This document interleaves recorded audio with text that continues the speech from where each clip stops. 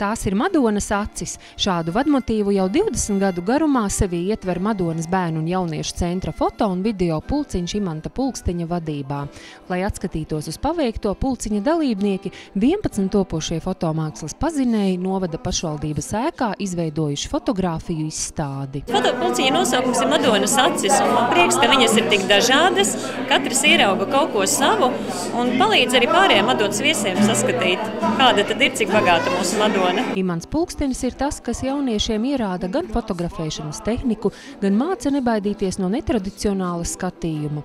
Tiesa, pats pedagogs apgalvo, ka tieši jaunie ir tie, no kā der pamācīties. Gatavojot šo izstādi, tos cilvēkus var vairāk iepazīt. Un kā viņi skatās pasauli, es domāju, tie paskaidrojumi kaut vai nepārāk bagātie un drīzāk skopie paskaidrojumi par dažām bildītēm, ko jaunie autori teica.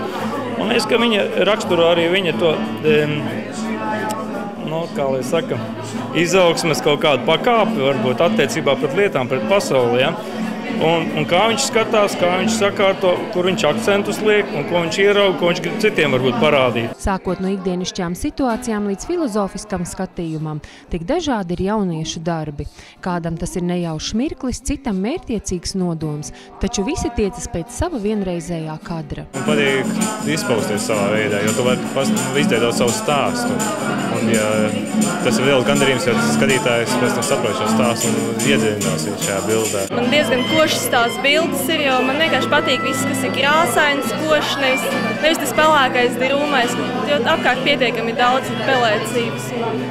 Jā, es vienkārši cenšos taisnīt to krāsaino parādīt. Pateicoties bērnu un jauniešu centra dalībnieku aktivitātei, pašvaldības administrācijas ēkas 4. stāva foajē kļuvis mājīgs un patīkams, bet 2. un 3. stāvā reizē ar fotogrāfiju izstādi tapusi arī krāsaina Madonas tēlotājas mākslas studijas gleznotāju darbu skate.